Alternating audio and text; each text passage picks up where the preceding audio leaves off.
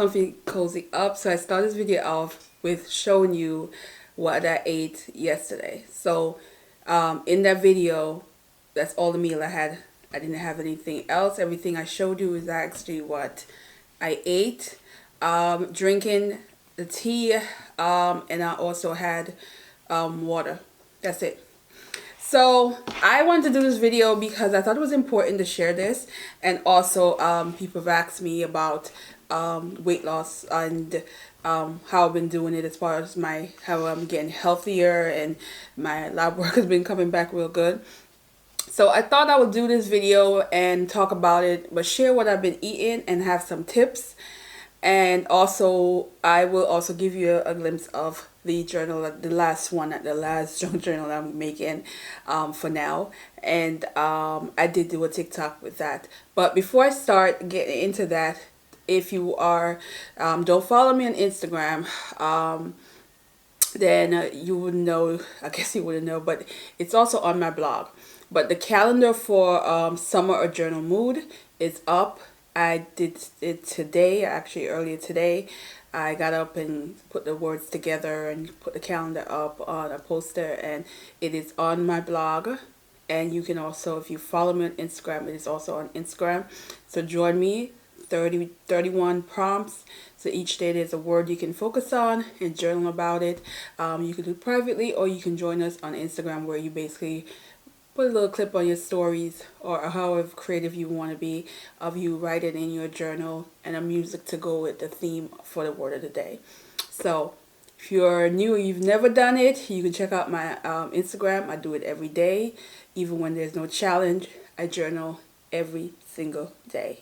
So I did a blog post as well, so go check out the blog post. I think it's such a great way to get into journaling by using word prompts, and it's also a way to focus on many things besides what you often are consumed by, whatever is going on in your life. These words are intended for you, to encourage you to think outside the box, to think about other things, and it is a part of your self-care.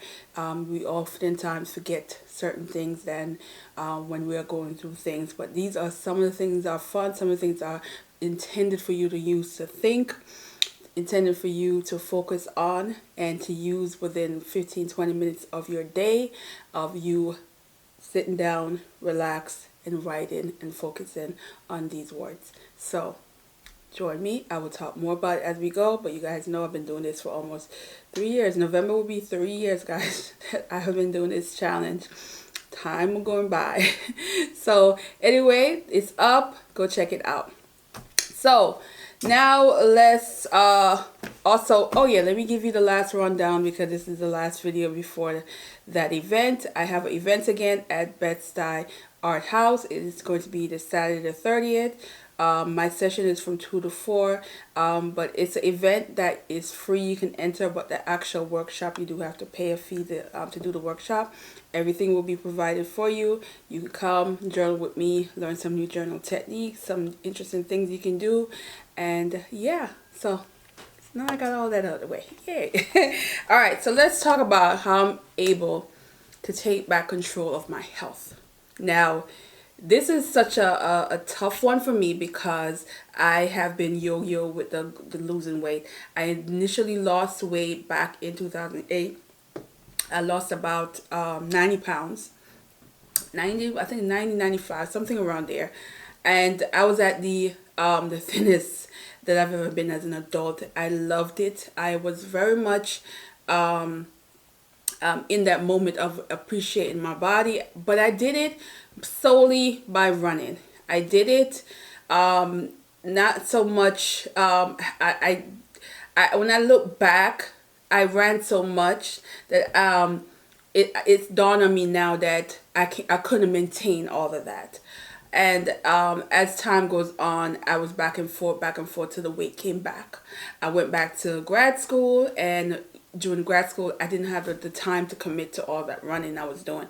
I mean, I was running, sometime on the weekend, I was doing 10 milers. Like, I was running. I was always running. And I was loving it. It was such a addiction running. And my body loved it, but I noticed as soon as I stopped running, the weight just started coming back. even though I wasn't eating a lot of nonsense, but still my body was so used to working out that my body just automatically liked the weight. So I struggled from there. I never quite got back to that level. 2015, I was doing well. So if you guys remember, if any of you came from my first Instagram, which is PD underscored, and you remember 2015 when I dropped all that weight again. I think I dropped, at the time, I dropped all the weight that I had gained back. I was looking like a different person before and after. If I had some before and after picture, I would put it here, and you can see how much weight I was losing, and it was great. And then I don't know what the hell happened. It just started creeping back up slowly. It wasn't like a drastic creep, but it just started creeping back up. Then during the pandemic, the first year, 2020, I was indulging in a lot of things I shouldn't have been eating, but it was more of a stress reliever, and it caught up with me, and I started having symptoms with my eyes. So my eyes were the first sign that something wasn't right. I don't know if you guys remember, I was even wearing these other glasses just because I was struggling. Now, for somebody who reads a lot, who writes, not having proper sight is just too much. It was too much because I was just having a meltdown, like, oh my God, what's going on with my sight? And at the time, my eye doctor was like, your sugar is high. That's symptoms of high sugar. And I kind of was like, don't tell me I inherited the family curse. It runs in my family, diabetes. Hello. Still took 6 weeks to get my eyesight really back to normal. And even then I was like, oh God. Then I couldn't get into any doctor's office because of what was happening, the panorama. So when I finally was able to get a doctor that I can deal with and get all it done, that's when I was diagnosed. I think I was prepared, but I was also not wanting to face reality that is my new reality. I knew I did not want to be back on medication, and the thing is, I was not like this before the pandemic. So it was kind of like, wow, what a difference a year and a half made for my health. I knew I can do this without medication, and I chose not to do that. Now, you can choose whatever you want, whatever is your body, but I chose not to because I know I can get this thing back under control if I follow and do what I need to do. So, first thing I did, got a dietitian, because dietitian is going to be able to tell you what you should and shouldn't do based on your health. Everybody cannot do the same diet. It's just not going to happen. It's just not reality. So for me, I had to face that and realize that I needed a dietitian, which was the best decision ever because I learned so much about the habits that I was doing. I was that person that used to go on not eating for hours. We're talking 8, 10. Sometimes, I would go half a day with not eating anything at all. And then when I eat, of course, I'm eating a lot because I didn't eat for that many hours, not realizing that that's messing up my metabolism, and that is messing up how my body produces insulin.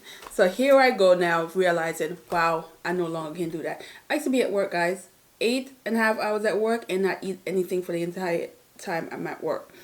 And I can't do that anymore. I have to eat lunch every day at work. So that was a big drastic change of learning my body. Then I learned how to reduce the amount of carbs that I'm intaking. I am not I'm a bread person. I'm a rice person. I am Jamaican. We like our stuff like that. And most of my issue wasn't sugar in terms of eating sweets. I'm not a sweet tooth. You're not going to get me eating up no cake. You're not going to get me eating certain things that you expect somebody who has a sugar issue is going to eat. That's not my issue. My issue is always carbs. I love carbs. I love bread and rice. So now I had to learn new things. So I got my thing here because I want to make sure I give you all these pointers. So I had to learn new habits. New habit was a struggle. I had a meltdown twice. One in December, and I had a meltdown in February with my dietitian. We're talking sobbing and struggling because I love food and now I can't eat this. I had one of this food that I love that is from my culture, Jamaican, stew peas. I can't eat that because it's so high in carbs that, I mean, I would have to eat such a small amount that it wouldn't be worth it, that kind of deal. I had to learn from that situation that um, say goodbye. It is okay. I have to stay away from like mango because mango is high in sugar. It's one of the fruits that it's just not worth it. And it's one of those things where I had to learn like you will be all right. You will survive. There's other food in the world that you can eat that is going to taste real good that you're going to enjoy. And that's what I mentally had to tell myself. So that's one. Then I also open to try new things. I've always been that person, so that was easy for me. So getting the cookbooks and looking at recipe and substitute certain things that I don't eat with other things that is I'm supposed to eat that's more healthier. That was one of my things. So the pasta. So I started doing the vegetable pasta ones, where the zucchini, the cauliflower. There's linton, those are, they have carbs, of course, but it's not as high as the flour. So I had to learn to use those, and I find that some I didn't like. I didn't like the chickpeas one, so that's a no for me. My mom likes that one, but I know I needed to try the linton. I love that. I love the cauliflower, and I love the zucchini. So when I have pasta, I put that in there, and it tastes real good to me. And I was really happy with that. The sauce. Now I have to look at the label. That's another big thing. Looking at labels, because some of the sauce has sugar. They add sugar. Tomato naturally have sugar, but the sauce, they add sugar to it. So now I'm like, I can't just grab any sauce like I used to. I have to read the label of everything that I buy, including peanut butter, walnut, almond butter. Those I look at because, again, if it has added sugar, it's a no for me. And those help. So I'm a big label person now. I cannot just grab from the label from the counter and keep it pushing. I have to read everything on the label. Then the craving. In the beginning, I had craving. Oh yeah, the craving was a thing, and I was just craving everything that had carbs or sugar or something because my body's like, you won't want it. And I had to learn to not do it. I had to learn to get snacks and certain things that are healthier version of what I can eat. So that was like, as long as I'm putting something in my mouth, just to get the craving under control. And that's something that I had to learn to do. The craving was a thing. But I don't have that anymore because I have so many things that's healthy snack that if I feel a munchie, I just munch on that. And yeah, so that's another one. Then it's this, I talked about the substitution, the lifestyle change. So once I realized that my lifestyle has changed, I have to check my levels twice a day. So I check in the mornings and I check before I have. So I check before I have my bigger meal, so my breakfast and my dinner, and I check before that, and I've been able to keep it under the level that it's supposed to be, which has been such a good thing because the first 2 months I was unable to do that. I was always a little bit above what I should be, but it takes time. Again, this is like, I realized with my levels, it took time. For what I was high. When I say I was high, I was like on the highest where they thinking like I'm in a danger zone kind of deal, and I was able to get that right down to in the last 7 months to almost like where I need to be. So I'm still have like a few more levels to go down, but it's going down fast that my doctor is just impressed. The man is impressed that I'm getting it down without medication, because how I'm getting it down, there's people with medication that can't even do that. So that tells you the commitment that I personally have. So the commitment to be healthy was not necessarily like I just got up one day and decided I want to get healthy. I was forced to get healthy.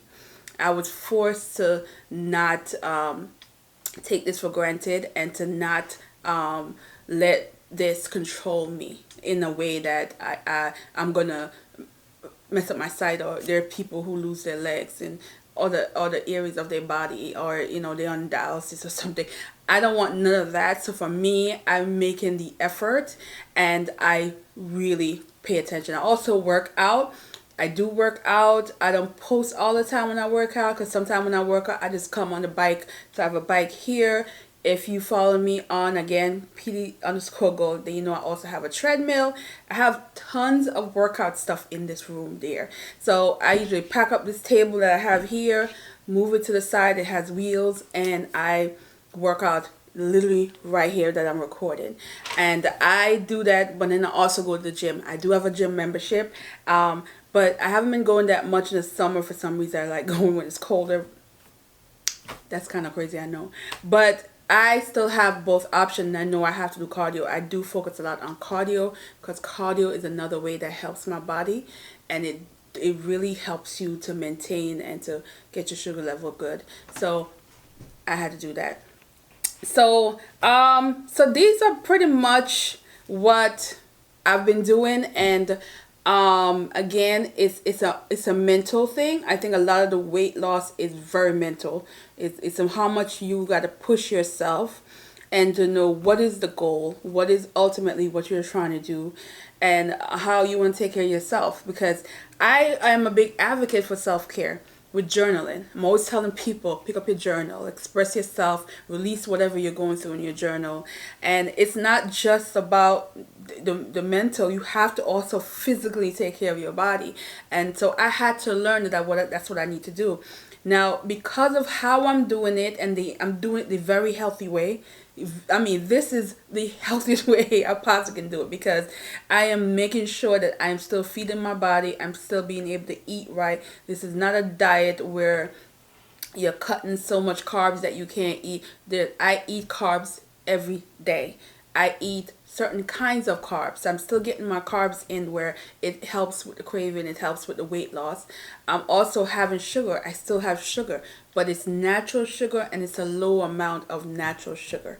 So all that artificial stuff where it's just not good, I eliminate all of that in my diet. Or high sugar content where, it's just loaded with sugar. Because there's some things that they say is healthy. When you look at the ingredients, it's loaded with added sugar. So stay away from added sugar. Even if you are not have my diagnosis, you need to still stay away from added sugar, because it's just not healthy. But again, I'm really happy at this point. There are so many companies that provide substitution, and there is a substitution for everything. And I do mean everything. Things, ice cream. I want a waffle. I could have a waffle. Use almond flour. I can have bread. You saw the bread I showed you.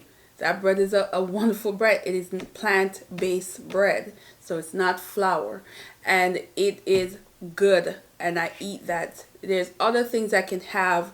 I can have rice, small amount of course, but not on a regular. So maybe once a week I can have maybe some brown rice, or I can have some balsamic rice.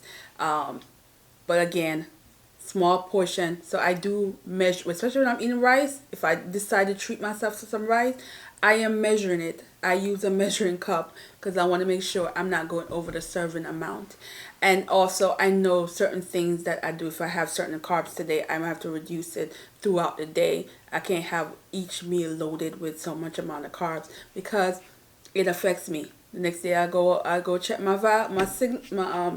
levels, and sometimes I have a spike because I did that. So I've learned how to gauge my body, to know what I can and cannot do, and that took time. And I'm still discovering certain things. There's certain food I still have to try, and I still have to test myself to see my body going to react to this food the next day. If it's good and there's no reaction, I'll go, okay, I can try this again. But if I notice there's a spike, I know, okay, this is not for me.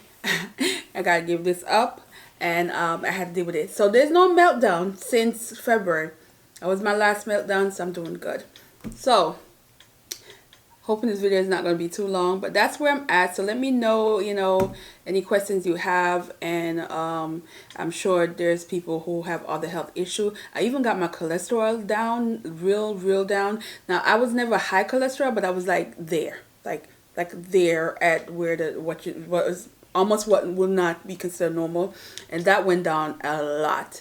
But I still have oil, but I use olive oil. That's pretty much the only oil that I cook with, which is olive oil, and which is good for you. But I eat other things that have oil that is good for you, like avocado. So there's other things that you need. You can't eliminate everything. Just like because I have this issue doesn't mean I can eliminate sugar. I still need sugar, but it needs to be natural sugar and a low amount of natural sugar. That's the deal.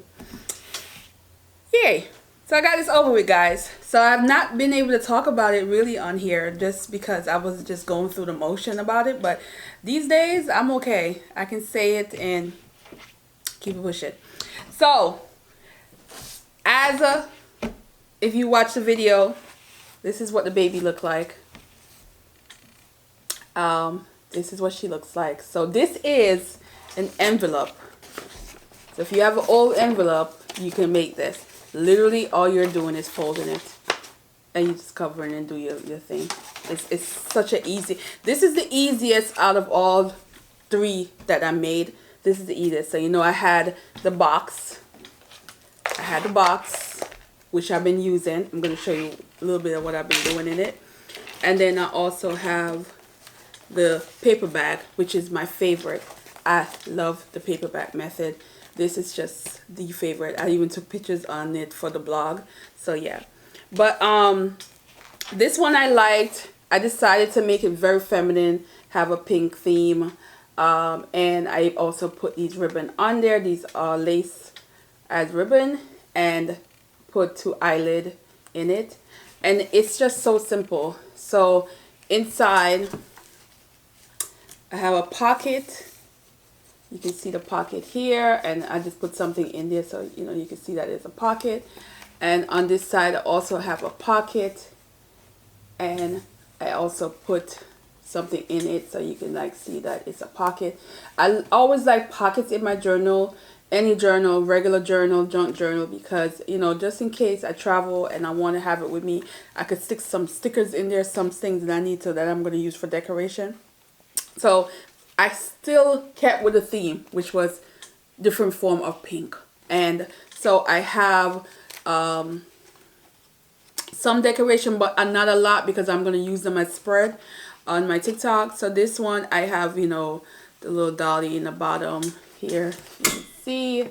And then of course just these beautiful flower pages and you know, basic a little sticker here and there, more pockets. Let's see what else. Yeah, more pockets. I did a lot of pockets in this one. Insert, and then of course there's another pocket down here. Then have here this side. What else? Just quick run through. Yeah, it's another, this one's a big pocket. Another pocket.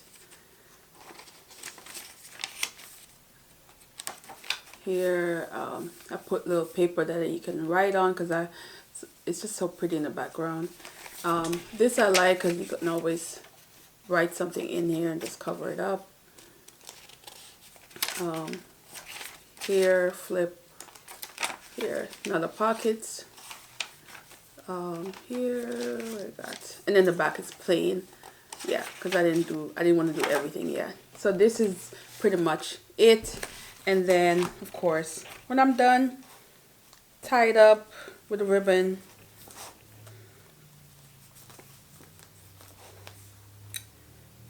And voila.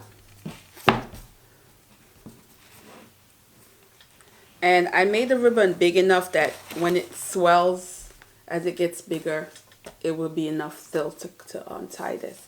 So I've been loving these junk journal, guys. These junk journals are everything. And I had started reading. The book I'm reading currently is called The Boss Project. It was one of the books on my TBR for the romance. And I didn't finish it because I stopped and was really started working in this. So in here, so you should be able to see, I started the first page where I just put where it was just pure joy when I got my sewing machine, and I just wrote, you know, something here. And then on here, again, I wrote about the top that I made, the fabric that I use, and you know, what I felt about it. So this one's one of the top that was actually a fail. And it's surprising, it fits better now that I lost 22 pounds. But it was a fail, so I talk about that a little bit in here. Then over here as well, this skirt I love. This was one of the first things that I sewed. And what ended up happening was this was a no stretch fabric, so I struggled getting in and out of cars. So I put a little note on that. I also have this one, which is a skirt that I made, and I just have the little thoughts on it, sizing wise. My first pants that I made over here and what I felt about it. This one as well, my first dress. And this is a pajama, first pajama, but I didn't get to write up anything on that one yet. What else did I put anymore? It's another dress that I made, and I put the fabric, and I didn't write my notes on that one yet. Also here, you guys, if you watch me on Vlogmas, you remember the saga. I made the bottom one first. Everybody loved it because of the color, but I didn't like how it fit. And then I made a black one, and I extended it and got a bigger size, and I really love it. So I'm going to put all that in here, notes and what pattern I use. So this is just to give you like a little idea of how I'm using it. Oh, and my birthday. So I put the picture of my birthday, the fabric that I used to make the skirt, and what I, you know, love about it. But this will give you an idea how I'm using this, and I love it. I just sat down last night and I was just going through it, and I realized this is probably one of the most useful ones that I made, that I'm literally have a reason to use it.